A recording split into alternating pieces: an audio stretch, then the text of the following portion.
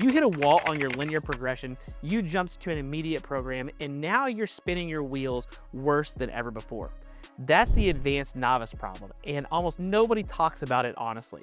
Most coaches will tell you one of two things. Either just keep adding weight every session, so you're gonna have to grind it out, eat more, sleep more, trust the process, or they'll say that you've outgrown linear progression and it's time to move to something more complex, something like weekly undulation, block periodization, conjugate. Take your pick of flavor of different types of programming styles. Here's the thing though, both of those answers can be right, and both of them can absolutely wreck your progress if you apply them at the wrong time. What I want to do in this video today is give you a real framework and idea of how to figure out exactly where you are, what's actually happening when linear progression stops working, and what your next move should be based on your situation, not some generic internet-based answer. Let's get to it. Hey there, Brandon Smitley here from Thirst Gym. And before we go anywhere, let me be clear about what linear progression actually is, because I see this misunderstood constantly here in strength and conditioning and athletic performance. Linear progression is not just add more weight every single session. That's the mechanism. The principle underneath it is this, that a novice lifter can recover fully from a training stress within 24 to 72 hours. And that recovery produces a measurable adaptation. So you can apply a new, slightly higher stress the very next session. Every session is a complete stress recovery adaptation cycle. That's the biological reason why it works. And it works extraordinarily well until it doesn't.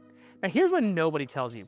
Linear progression doesn't just stop one day like a light switch. It degrades over time. It gets slower. You start grinding out reps that maybe used to start to feel like your initial warm-ups.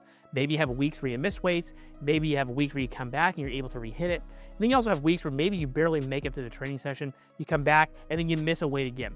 That degradation is information, and most people misread it.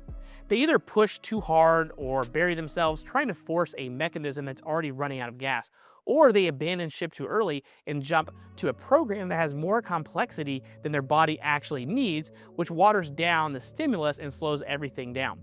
The advanced novice is stuck right in that window, and it's real, it happens, and it's a specific place in a lifter's development that we all go through at some point. So let's define it properly.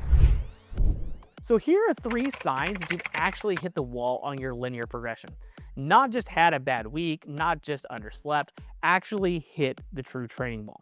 Sign number 1 is going to be that your stalls are happening in clusters, not in isolation. So missing a single session, especially on a big lift at a heavy weight, doesn't tell you all that much. That's just noise at the end of the day. What tells you something real is when you stall, reset, climb back, and stall again, or near the same weight within a few weeks. That pattern repeating means you've reached the edge of what single session recovery can support for that lift at that load. Sign number 2 is going to be that your technique is breaking down under sub-maximal weight. This is a big one and it gets ignored.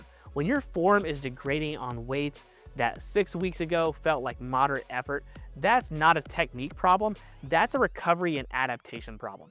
Your nervous system and your muscular endurance are telling you that the current structure isn't giving them enough time to consolidate.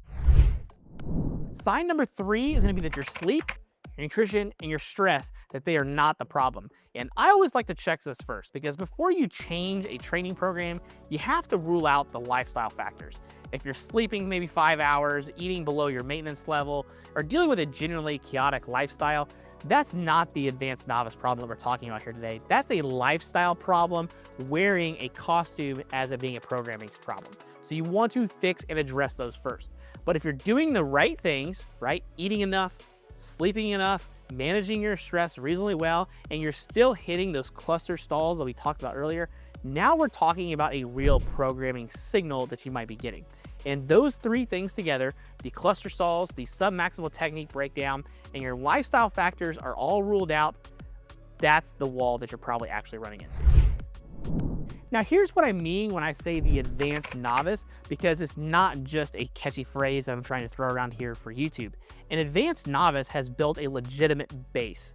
And we're talking somewhere in the range of, again, this is for a male lifter, a squat in that 250 to 350 plus pound range, a deadlift at or above 350, and a bench press somewhere above 185 into that 225 range.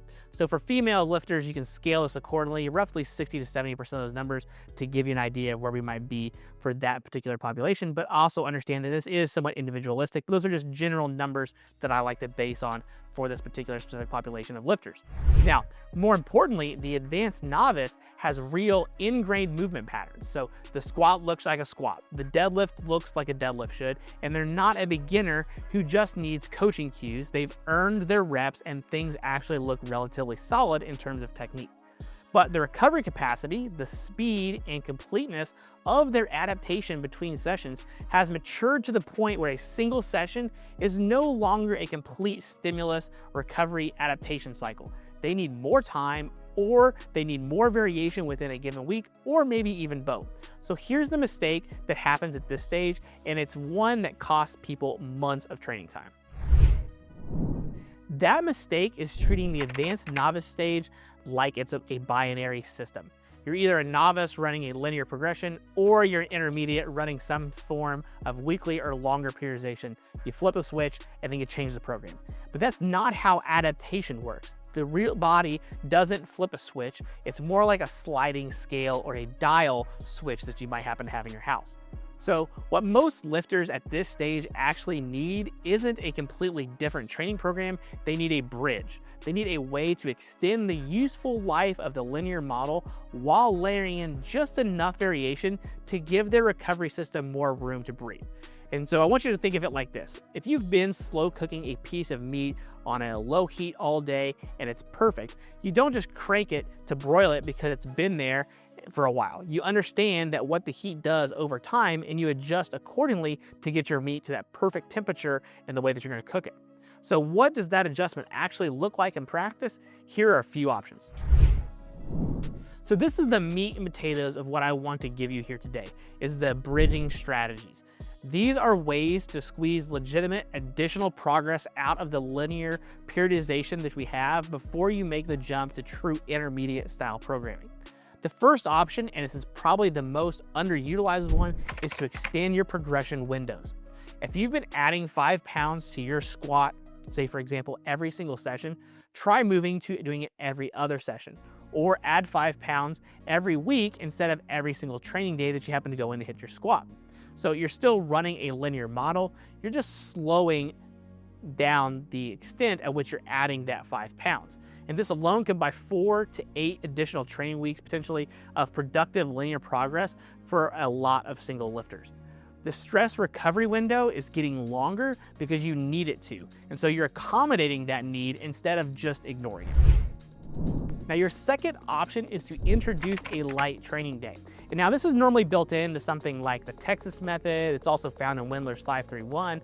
And it's a principle that shows up across a lot of programs that work at this level of particular lifters, and that's for a reason. So instead of hitting your main lift at the working weight every single session, you run maybe say a volume day, and then you have a recovery day, and then you're gonna have an intensity day across the week. And the lift is still progressing, but now the week itself becomes the stress recovery cycle instead of the actual individual training session. And this is a fundamental concept shift that a lot of programs utilize over the long term, especially once you get that intermediate and advanced style lifter. And it's the cleanest and clearest bridge between the novice and the intermediate training program that's going to be out there. And option 3 is going to be something that's going to require a little bit of honesty with yourself, but it's going to be to address the weak link in the chain. So a lot of advanced novice stalls aren't stalls across the board. They're relatively specific at the end of the day. So the squat is moving, but say your deadlift is somewhat stuck. Or maybe the bench is stalling, but your overhead press is still actually building some progress. When a stall is isolated, the answer is almost never a new training program. It's identifying what the lift needs that it isn't currently getting. So it could be maybe more posterior chain work. It could be more upper back work. It could be more direct tricep strength for your bench press. Whatever it is, you want to add targeted accessory work to address the weaknesses that you have and keep running the main progressions. So that way that you continue to build on the quality program that you have, and you're also addressing the weak links, which is again another fundamental system that you're going to find in more advanced training programs anyways. Now, before you come at me, these aren't the only options, right? Every lifter is different. Some of you are going to need to layer in 2, maybe even all 3 of these at once. Some of you aren't going to find one that is just quite enough, and that's just the way that's gonna be. Meanwhile, there's also gonna be those of you that are just gonna need one of these to help you get going. And that's going to depend on just your individual recovery capacity, your training history, maybe potentially your sporting demands, your life outside the gym, right? There's a lot of external factors that I just quite frankly don't know about you, but you know better than anybody else. And so you know how you work best and how you recover from training session to training session if you've done this long enough and you've put in enough time into the gym, and then you can be able to adjust and figure out which ones you think is gonna work best for you. But those 3, 1, extending the window, 2, introducing a light day, and then 3, addressing the weaknesses that you have for each individual lift, give you the real tools to work with before you actually need to abandon the current training model or program that you're on. So when is it actually time to move on? When have you genuinely exhausted what the linear progression model can actually give you? And my answer is going to be very cut and clear, and this is it. When you've applied the bridge strategies in good faith that I've mentioned here with real sleep, real quality nutrition, real recovery habits, and you're still hitting the same cluster stalls repeatedly, you've actually graduated from this programming style. Congratulations, that's not failure, that's just overall general linear progression working for you. At that point, you're looking at what I'd broadly call weekly periodization. Your stress recovery adaptation cycle now needs a week or longer to complete.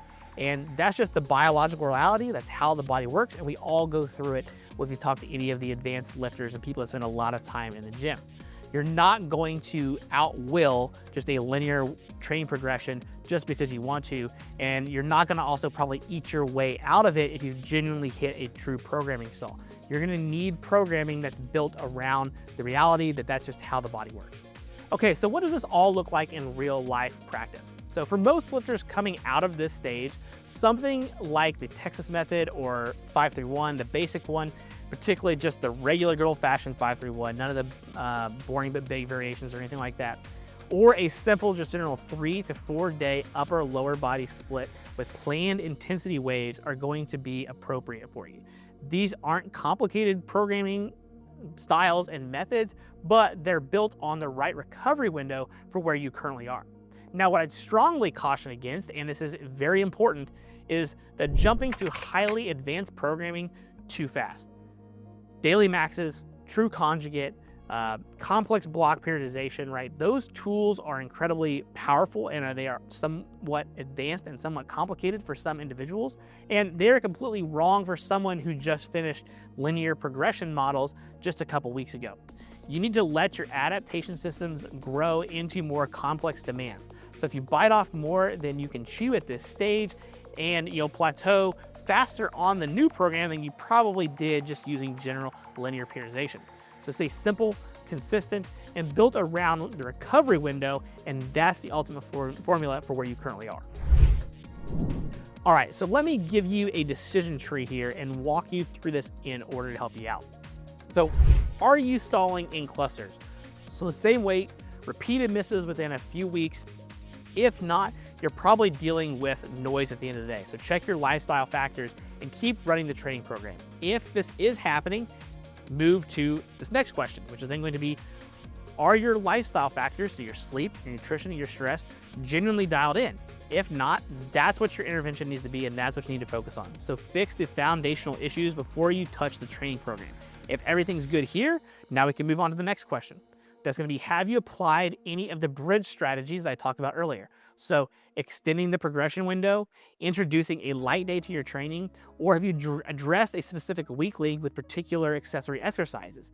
If not, then you should stay there, give it 4 to 6 weeks, and if so, then now you're still stalling, now you're actually ready to transition.